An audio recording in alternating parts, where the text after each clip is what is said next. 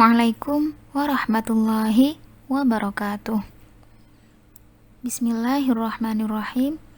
Alhamdulillahilladzi an'amana bini'matil iman wal islam wa nusalli wa nusallimu ala khairil anam Sayyidina Muhammad wa ala alihi wa sahbihi ajma'in, amma ba'du. Semoga kita semua senantiasa diberikan waktu dan kesempatan yang luas untuk belajar dan bekerja. Semoga kita semua dalam keadaan sehat, dilindungi oleh Allah, dijauhkan dari segala macam virus, dan dijauhkan dari segala macam penyakit. Nah, di video ini kita akan mencoba membahas tentang konsep dasar pembelajaran Al-Quran Al-Hadits. Jika di minggu sebelumnya teman-teman sudah mendengarkan tentang gambaran umum perkuliahan pembelajaran Al-Quran dan Al-Hadits, nah, di video ini kita akan mulai ke pembahasan awal tentang konsep dasar, karakteristik, tujuan dan ruang lingkup mata pelajaran Al-Quran Hadits di madrasah. Sebelum kita masuk ke pembahasan inti, mari kita ulas dulu makna dari setiap istilah dalam pembelajaran Al-Quran Hadits di madrasah. Sebagaimana kita memahami bahwa Al-Quran adalah sumber utama ajaran Islam, serta merupakan firman Allah Subhanahu wa Ta'ala yang diturunkan kepada Nabi Muhammad SAW. Di dalamnya terdapat banyak sekali pesan dan pengetahuan yang dapat menjadi petunjuk bagi umat manusia menuju jalan Allah yang lurus. Berbagai pesan yang berkenaan dengan segenap urusan yang berhubungan dengan manusia terkandung di dalamnya, seperti masalah ibadah, masalah-masalah muamalah, nilai-nilai keimanan, syariat, jalan menuju kebahagiaan dunia akhirat, serta berbagai macam kisah dan teladan yang dapat dijadikan pelajaran oleh seluruh umat manusia. Sedangkan hadis adalah segala sesuatu yang disandarkan kepada Nabi Muhammad SAW, baik dalam bentuk ucapan, perbuatan maupun ketetapan. Hadis merupakan sumber hukum kedua sesudah Al-Quran. Apabila ada ajaran-ajaran Islam yang tidak ditegaskan ketentuan hukumnya, tidak dirinci menurut petunjuk dalil yang masih utuh, atau tidak diterangkan cara pengamalannya di dalam Al-Quran, maka hendaknya dicarikan penyelesaiannya dalam hadis. Sedangkan istilah pembelajaran berasal dari kata belajar. Pembelajaran secara sederhana bisa dimaknai sebagai upaya membelajarkan orang lain. Secara istilah, S. Degeng mengatakan bahwa pembelajaran adalah sebuah upaya untuk membelajarkan seseorang yang sedang belajar. Atau, dalam pengertian lainnya, pembelajaran merupakan usaha-usaha yang terencana dalam memanfaatkan sumber-sumber belajar agar terjadi proses belajar di dalam diri seorang peserta didik.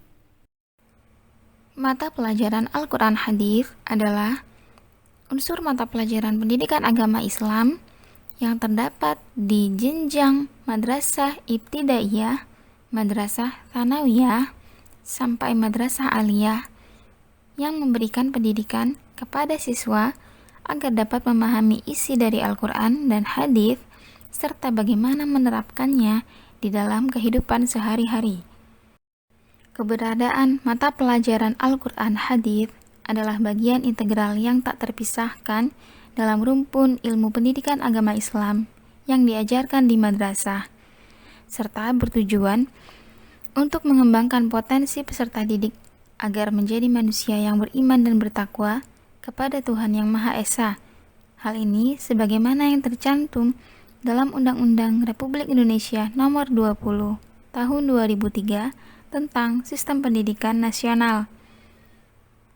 Di madrasah, materi agama Islam lebih luas dan mempunyai lebih banyak jenis mata pelajaran. Sebagaimana yang banyak diketahui bahwa madrasah adalah sekolah umum yang berciri khas agama Islam. Kekhasannya itu terletak bukan hanya pada jumlah mata pelajaran agama Islam yang jauh lebih banyak dari yang ada di jenjang SD, SMP, dan SMA. Lebih dari itu, kekhasan madrasah terletak pada tata nilai yang menjiwai proses pendidikan pada madrasah, yang berorientasi kepada pengamalan ajaran agama Islam itu sendiri. Secara umum, tujuan diberikannya mata pelajaran Al-Quran Hadits di madrasah terletak pada 2 poin ini. Yang pertama adalah memberikan pemahaman kepada peserta didik agar bisa memahami Al-Quran dan Hadits sebagai sumber ajaran agama Islam.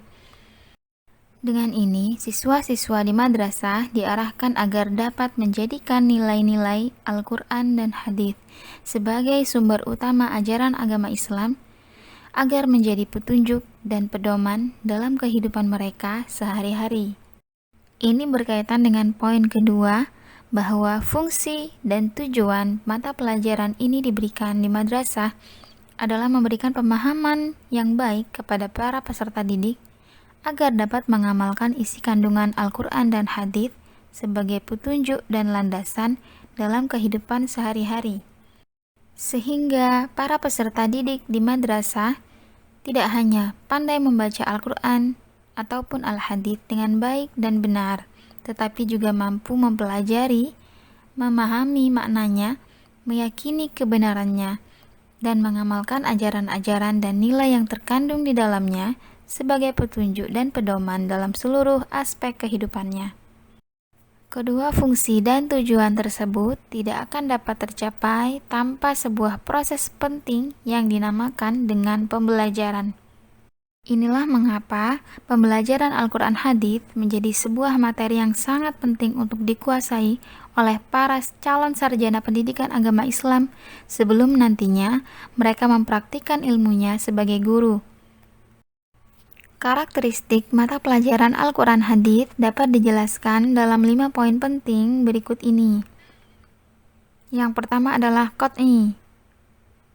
Qat'i artinya pasti. Maksudnya adalah seluruh isi materi pelajaran Al-Quran Hadits jelas dan tidak akan pernah berubah sampai kapanpun. Ini karena kita semua memahami bahwa tak ada perbedaan pandangan di kalangan umat Islam tentang kebenaran sumber Al-Quran yang berasal dari Allah, karena sampai kepada umat Islam secara mutawatir, sehingga memfaidahkannya adalah dengan penuh keyakinan. Kedua, yakni informatif atau bersifat pengetahuan. Artinya, materi mata pelajaran Al-Quran Hadits merupakan kabar atau berita atau pengetahuan-pengetahuan yang difirmankan oleh Allah dan disabdakan oleh Rasulullah, baik berita suka maupun duka. Titik tekannya adalah bagaimana mata pelajaran Al-Quran Hadits yang ada di madrasah dapat menyampaikan pesan-pesan yang terkandung di dalam Al-Quran dan Hadits kepada para peserta didik. Poin ketiga adalah statis atau tetap. Artinya, ilmu pengetahuan yang diajarkan di dalam mata pelajaran Al-Quran Hadits adalah tetap secara tekstual. 4. Interpretable atau dapat diinterpretasikan. Maksudnya adalah materi-materi yang ada dalam mata pelajaran Al-Quran Hadits adalah bertujuan agar siswa atau peserta didik bisa memahami Al-Quran Hadits dari berbagai sudut pandang atau berbagai penafsiran ulama, sehingga peserta didik dapat mengamalkan apa yang mereka pahami berdasarkan tafsiran tersebut. 5. Transenden atau di luar kemampuan manusia. Maksudnya adalah materi-materi dalam mata pelajaran Al-Quran Hadits pada hakikatnya adalah wahyu Allah, sehingga semua hal itu di luar kemampuan umat manusia. Keberadaan mata pelajaran Al-Quran Hadits di madrasah setidaknya dilandasi oleh 2 hal. Yang pertama adalah agama, yang kedua adalah landasan hukum. Secara agama, mata pelajaran ini dilandasi oleh dalil-dalil Al-Quran dan Hadits. Sedangkan secara hukum, setidaknya ada beberapa hal berikut yang menjadi dasar. Yang pertama adalah Undang-Undang Nomor 20 Tahun 2003 tentang Sistem Pendidikan Nasional. Kedua adalah Peraturan Menteri Pendidikan dan Kebudayaan Nomor 20 Tahun 2016 tentang Standar Kompetensi Lulusan, serta Peraturan Menteri Pendidikan dan Kebudayaan Nomor 21 Tahun 2016 tentang Standar Isi. Dan yang terbaru adalah Keputusan Menteri Agama Nomor 183 Tahun 2019 tentang kurikulum PAI atau Pendidikan Agama Islam dan Bahasa Arab di madrasah. Salah satu dalil Al-Quran yang menjadi landasan adalah ayat dalam surah Fatir nomor 29, yang artinya, sesungguhnya orang-orang yang selalu membaca kitab Allah, yakni Al-Quran, dan melaksanakan sholat, serta menginfakkan sebagian rizki yang kami anugerahkan kepadanya dengan diam-diam dan terang-terangan, mereka itu mengharapkan perdagangan yang tidak akan rugi.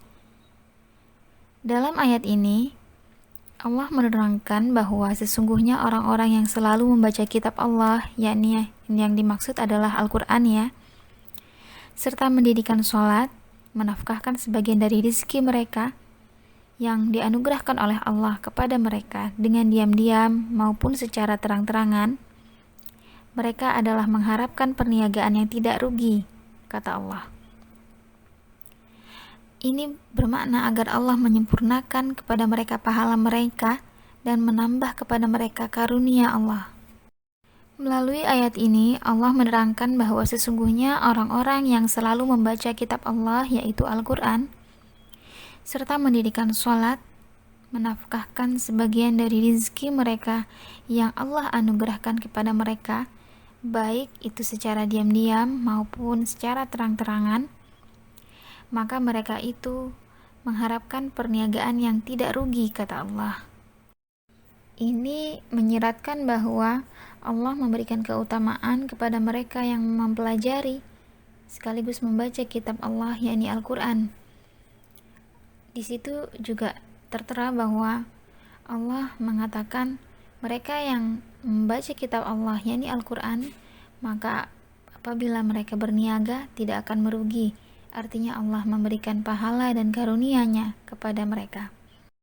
Yang kedua adalah hadis yang diriwayatkan dari Alqamah bin Marsad, dari Sa'ad bin Ubaidah, dari Abu Abdurrahman As-Sulami, dari Uthman radhiyallahu anhu, dari Nabi Shallallahu alaihi wasallam yang bersabda bahwa orang yang paling baik di antara kalian adalah seseorang yang belajar Al-Quran dan mengajarkannya.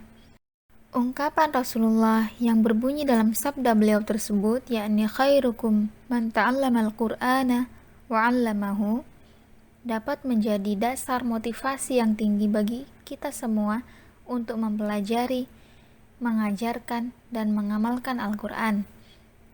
Inilah setidaknya dalil-dalil yang mendasari diberikannya mata pelajaran Al-Quran hadis di madrasah, agar anak-anak didik kita, para siswa di madrasah, dapat mempunyai motivasi yang tinggi untuk mempelajari Al-Quran serta mengamalkannya di dalam kehidupan sehari-hari.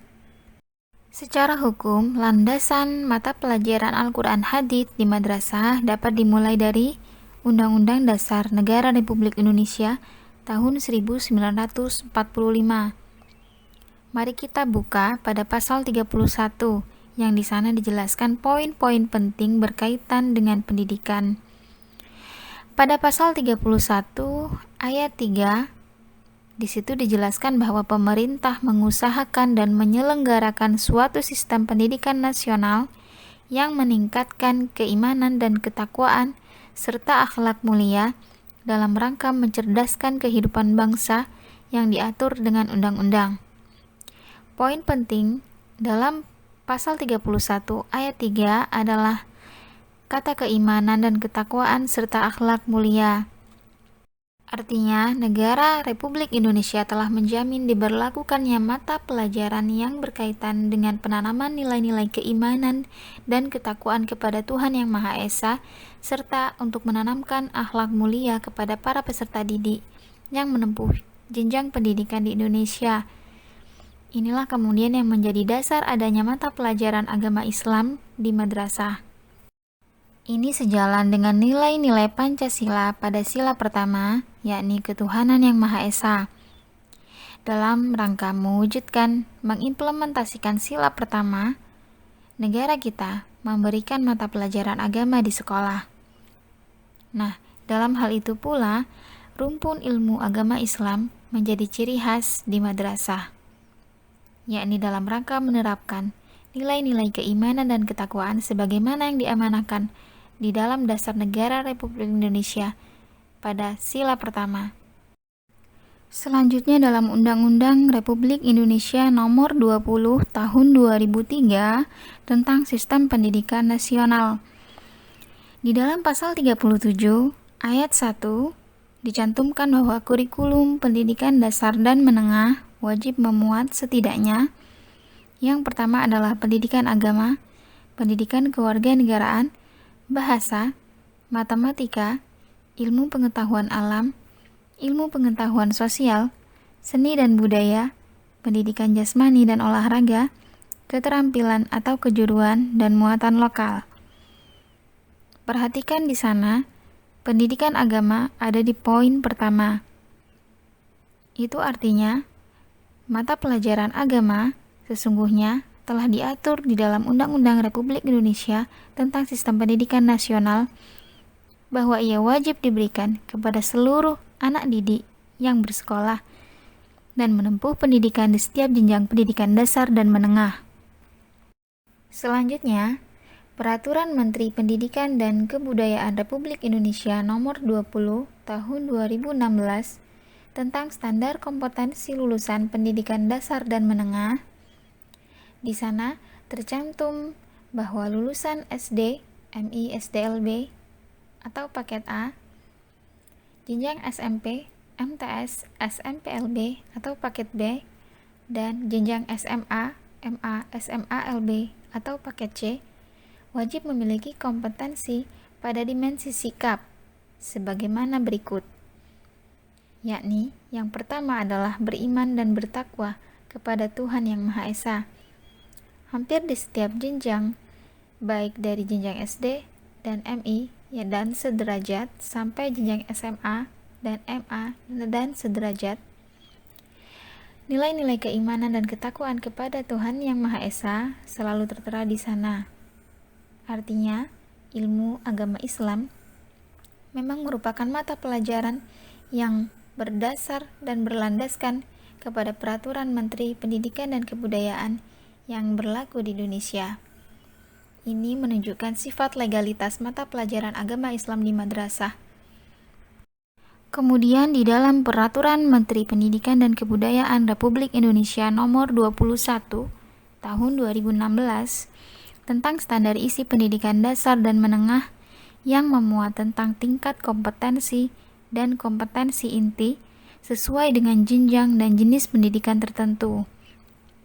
Nah, kompetensi yang dimaksud di sini meliputi sikap spiritual, sikap sosial, pengetahuan, dan keterampilan.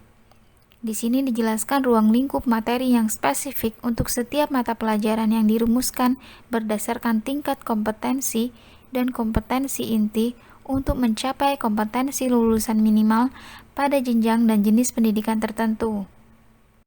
Di dalam Peraturan Menteri Pendidikan dan Kebudayaan Republik Indonesia Nomor 21 Tahun 2016 tentang standar isi, kita bisa buka bab 3 ya tentang tingkat kompetensi dan ruang lingkup materi. Di sana ada poin A tentang tingkat kompetensi dan ruang lingkup materi mulai dari jenjang SD dan MI sampai jenjang SMA dan MA. Nah, pada poin pertama yakni tentang muatan pendidikan agama 1.1 muatan pendidikan agama Islam mulai jenjang SD MI sederajat sampai jenjang SMA dan MA sederajat, dijelaskan bagaimana tingkat kompetensi dan kompetensi mata pelajaran agama sampai ruang lingkup materinya. Ruang lingkup yang ditetapkan berdasarkan Permendikbud tersebut yang utama adalah Al-Quran, Ya karena Al-Quran adalah sumber utama ajaran agama Islam. Mulai dari jenjang pendidikan dasar yang titik tekannya adalah mengajarkan huruf-huruf hijaiyah, surat-surat pendek, kemudian pesan dan makna yang terkandung di dalamnya, dan sampai ke jenjang menengah dan menengah atas, selalu mencantumkan Al-Quran sebagai ruang lingkup utama mata pelajaran agama Islam. Di situ dapat kita temukan juga misalnya di jenjang pendidikan menengah kelas 10 sampai kelas 12 misalnya, ruang lingkupnya adalah Al-Quran dan hadis, dan diantaranya adalah ayat-ayat Al-Quran pilihan dan hadis terkait. Di situ juga dipilihkan ayat-ayat Al-Quran pilihan yang wajib dihafal, dipelajari, dihayati, dipahami maknanya oleh anak didik kita. Ini sebetulnya sudah cukup menegaskan ya bagaimana legalitas materi atau isi dari mata pelajaran Al-Quran hadis yang ada di madrasah yang sudah diatur di dalam peraturan Menteri Pendidikan dan Kebudayaan. Jadi tidak hanya sekedar peraturan yang ditetapkan oleh Menteri Agama saja, tapi peraturan yang ditetapkan oleh Menteri Pendidikan dan Kebudayaan di Indonesia. Ini artinya menegaskan legalitas mata pelajaran Al-Quran hadis secara nasional. Nah, kemudian yang terbaru lagi, yakni Keputusan Menteri Agama nomor 183 tahun 2019 yang menggantikan Keputusan Menteri Agama sebelumnya, yakni nomor 165 tahun 2014 tentang kurikulum 2013 mata pelajaran PAI dan Bahasa Arab pada madrasah. Keputusan Menteri Agama nomor 183 tahun 2019 ini adalah sebuah tanda perubahan arah kurikulum PAI dan Bahasa Arab atau mata pelajaran PAI dan mata pelajaran Bahasa Arab yang ada di madrasah ke depannya. Ini juga sekaligus dikuatkan dengan Keputusan Menteri Agama nomor 184 tahun 2019 yang menekankan tentang implementasi kurikulum tersebut di madrasah sejak tahun 2020. Nah, dalam hal ini pemerintah tampak ingin mereformasi implementasi kurikulum pendidikan agama Islam yang ada di madrasah agar lebih optimal, kemudian lebih menekankan pada nilai-nilai moderasi beragama di dalamnya, kemudian bagaimana nilai kebermanfaatan agama Islam bisa lebih sampai kepada taraf implementasi atau praktek dalam kehidupan sehari-hari di kehidupan anak didik kita. Dalam KMA nomor 183 ini terdiri atas setidaknya beberapa unsur ya. Yang pertama adalah kerangka dasar kurikulum PAI dan Bahasa Arab, kemudian juga standar kompetensi lulusan dan standar isi PAI dan Bahasa Arab, kemudian pembelajaran PAI dan Bahasa Arab, penilaian PAI dan Bahasa Arab, serta kompetensi inti atau KI dan kompetensi dasar atau KD untuk mata pelajaran pendidikan agama Islam dan Bahasa Arab di madrasah. Semuanya tercakup untuk jenjang madrasah ibtidaiyah, madrasah tsanawiyah, dan madrasah aliyah. Meskipun tampaknya pada tahun 2020 kemarin KMA nomor 183 tahun 2019 ini belum sepenuhnya secara luas dipraktikkan di madrasah, belum seluruhnya secara serentak menerapkan itu, tetapi setiap madrasah hingga saat ini diyakini kemungkinan sudah menyiapkan berbagai hal untuk menerapkan dengan segera KMA nomor 183 tahun 2019 itu di waktu mendatang, khususnya mulai tahun 2021 ini. Di dalam KMA nomor 183 tahun 2019 tersebut dijelaskan juga bagaimana tujuan dan ruang lingkup setiap mata pelajaran rumpun pendidikan agama Islam, yang salah satunya adalah mata pelajaran Al-Quran hadis mulai dari jenjang madrasah ibtidaiyah sampai jenjang madrasah aliyah. Misalnya untuk mata pelajaran Al-Quran hadis di jenjang madrasah ibtidaiyah. Di sana tertera tujuannya, misalnya yang pertama adalah memberikan kemampuan dasar kepada peserta didik dalam membaca, menulis, membiasakan dan menggemari membaca Al-Quran dan hadis. Di sana juga tercantum ya, ruang lingkupnya adalah pengetahuan dasar membaca dan menulis Al-Quran yang benar sesuai dengan kaidah ilmu tajwid, huruf hijaiyah, hukum bacaan gunnah, al-qamariyah, al-syamsiyah, qalqalah dan seterusnya. Ini juga berlaku hal yang sama untuk mata pelajaran lain selain Al-Quran hadis seperti fikih dan sejarah kebudayaan Islam. Di sana pada tabel 8 kita juga bisa menemukan tujuan dan ruang lingkup mata pelajaran PAI dan Bahasa Arab di Madrasah Tsanawiyah misalnya. Khususnya untuk mata pelajaran Al-Quran hadis. Tujuan yang pertama adalah meningkatkan kecintaan peserta didik terhadap Al-Quran dan hadis, dan ruang lingkupnya adalah membaca dan menulis sebagai unsur penerapan ilmu tajwid.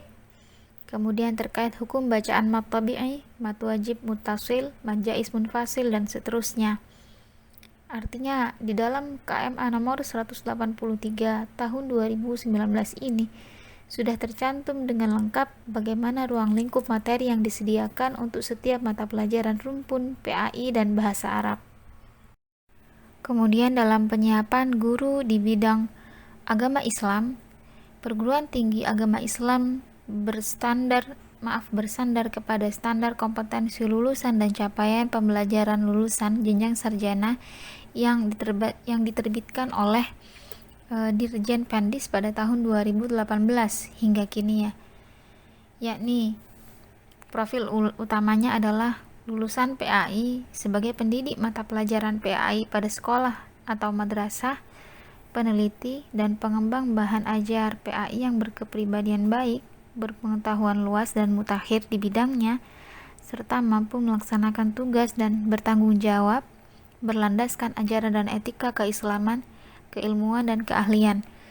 Di situ juga dicantumkan aspek-aspek penguasaan yang wajib dipenuhi oleh lulusannya. Misalnya dalam deskripsi kualifikasi level 6 jenjang sarjana, di sana tertera misalnya pada poin 2, yakni penguasaan pengetahuan. Yang pertama adalah calon sarjana pendidikan agama Islam menguasai konsep-konsep teoritis dan landasan keilmuan pendidikan secara mendalam. Ini juga diperkuat di poin yang kedua, yaitu menguasai substansi kajian keilmuan pendidikan agama Islam yang salah satunya adalah Quran dan hadis. Ini berguna untuk membekali mereka dengan kemampuan agar nantinya dapat membimbing peserta didik memenuhi standar kompetensi yang ditetapkan.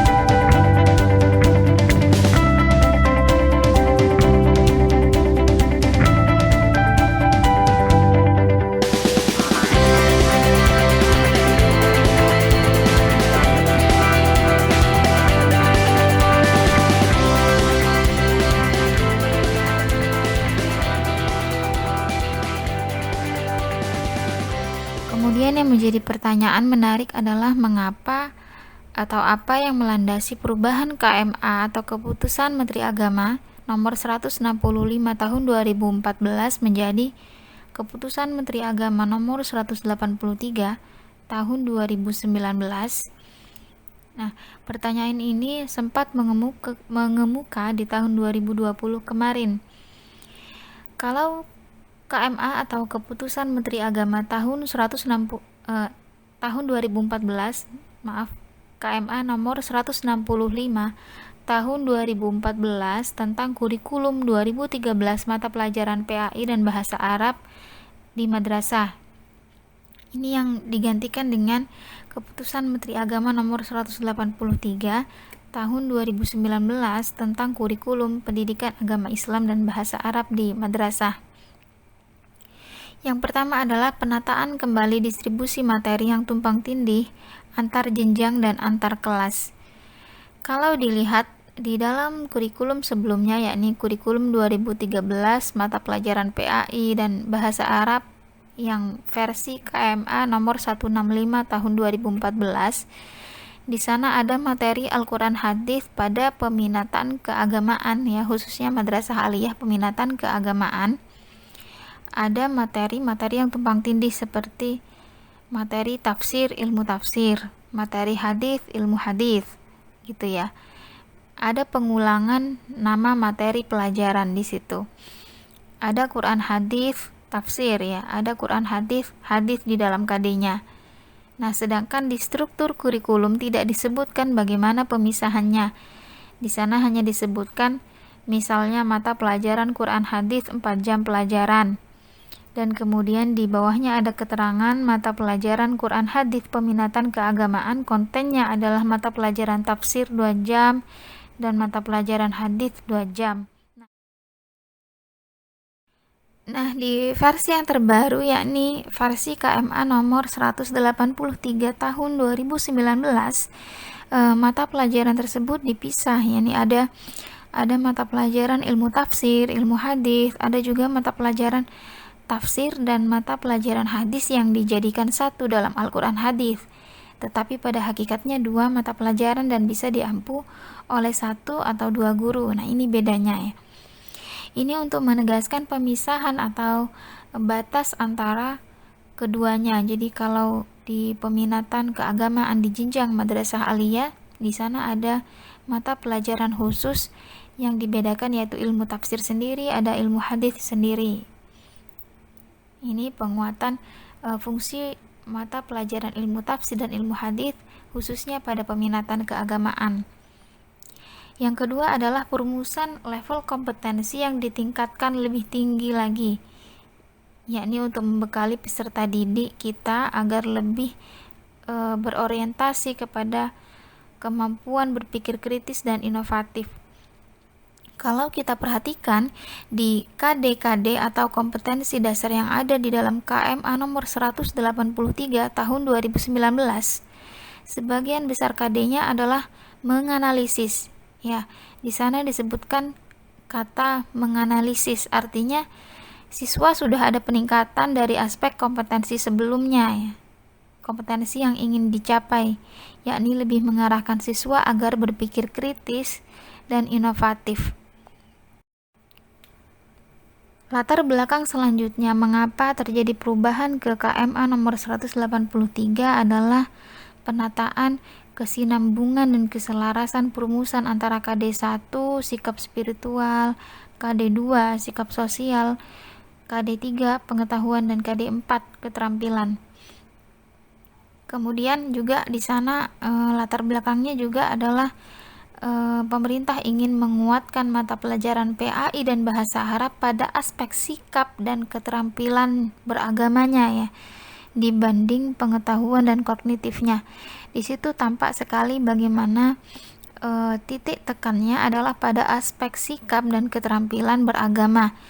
Ya, jadi bagaimana mata pelajaran PAI yang ada saat ini di madrasah itu diarahkan pada bagaimana praktiknya di dalam kehidupan sehari-hari, atau bagaimana pengejawantahannya di dalam sikap dan kepribadian anak didik, dan bagaimana menerapkannya, ya, menerapkannya di dalam kehidupan mereka baik secara pribadi maupun sosial ya. Perubahan menuju KMA nomor 183 tahun 2019 tentang kurikulum PAI dan bahasa Arab ini juga dilatar belakangi oleh adanya keinginan menghasilkan keyakinan dan penghargaan di dalam diri siswa untuk membuktikan bahwa agama Islam adalah agama yang sangat relevan dengan kemajuan kehidupan zaman. Jadi sangat bisa sesuai dengan zaman manapun dan dimanapun dan kapanpun. Jadi bahwa materi-materi dalam pendidikan agama Islam yang salah satunya Al-Quran hadis itu diarahkan kepada kondisi siswa yang mempunyai keyakinan bahwa Islam adalah agama yang senantiasa sesuai dengan setiap zaman dan tempat. Selain itu, di sana juga kalau kita perhatikan di dalam KD-KD-nya atau kompetensi dasarnya terdapat unsur-unsur penguatan mata pelajaran PAI dan bahasa Arab sebagai pengantar siswa menjadi warga negara Indonesia yang hidup dalam keberagaman ya. Jadi di situ justru ada unsur penguatan. Materi-materi yang diajarkan menurut versi KMA 183 ini di dalamnya terdapat unsur mengarahkan siswa agar mengakui terhadap nilai-nilai keberagaman, mengakui bahwa Indonesia adalah negara yang beragam, kemudian sikap tidak meniadakan orang lain yang berbeda misalnya ya. Jadi orang yang berbeda itu bukan the others, bukan orang yang harus dimusuhi atau orang lain ya. Sikap-sikap seperti itu yang dititik beratkan di dalam arahan materi versi KMA nomor 183 ini. Jadi kalau sempat beredar isu di tahun-tahun sebelumnya bahwa materi pelajaran agama Islam akan dihapus, nah itu sebetulnya adalah informasi yang tidak jelas sumbernya ya. Justru menurut versi KMA nomor 183 ini mata pelajaran PAI di madrasah itu lebih dikuatkan ya. Di situ juga dalam versi terbaru yakni KMA nomor 183 ini pada materi bahasa Arab misalnya terdapat penyempurnaan lagi dalam penyajian dan metodenya sehingga lebih menekankan pada pendekatan fungsionalnya daripada strukturalnya. Nah, ini pada mata pelajaran bahasa Arab ya. Demikian pula dalam mata pelajaran Al-Quran hadis yang tidak hanya ditekankan pada aspek pemahaman pengetahuan saja tetapi juga kepada aspek penerapannya ya, bagaimana sikapnya. Jadi perlu ditekankan lagi di sini bahwa adanya isu bahwa mata pelajaran agama di sekolah akan dihapus. Nah, hal ini tidak benar ya. Jika ada informasi bahwa mata pelajaran agama Islam di madrasah misalnya akan dihapus, nah itu sangat sama sekali tidak benar. Justru dalam KMA nomor 183 tahun 2019 ini mata pelajaran agama Islam itu dikuatkan kontennya ya. Sebetulnya substansinya tidak berubah dari kurikulum sebelumnya yakni kurikulum 2013 PAI dan bahasa Arab. Artinya substansinya tetap mencakup mata pelajaran Al-Quran hadis, akidah akhlak, fikih dan sejarah kebudayaan Islam. Hanya saja bedanya di aspek bagaimana menguatkan substansinya ini agar lebih efektif dan lebih kepada tujuan untuk mendorong madrasah dalam menghadapi revolusi industri 4.0 sebagai lembaga pendidikan umum yang berciri khas Islam. Maka kurikulum madrasah harus dirancang pula untuk menguatkan misalnya nilai-nilai moderasi beragama, penguatan pendidikan karakter ya, kemudian pendidikan anti korupsi, semangat literasi dan pembentukan akhlak mulia peserta didik, dan itu menjadi suatu bagian yang integral yang diwujudkan oleh rumpun pendidikan agama Islam yang ada di madrasah. Nah, itu tadi pembahasan awal tentang konsep dasar pembelajaran Al-Quran hadis di madrasah, kemudian juga karakteristik pembelajaran Al-Quran Hadis di madrasah, tujuan mata pelajaran Al-Quran Hadis, dan ruang lingkupnya. Baiklah, semoga video pembelajaran ini bermanfaat dan menghasilkan perubahan yang positif di dalam diri kita semua. Semoga kita bisa berjumpa lagi di video-video selanjutnya yang akan membahas lebih lanjut tentang pembelajaran Al-Quran Hadis di madrasah. Apabila ada hal-hal yang ingin ditanyakan, bisa disampaikan di kolom komentar di bawah ini. Assalamualaikum warahmatullahi wabarakatuh.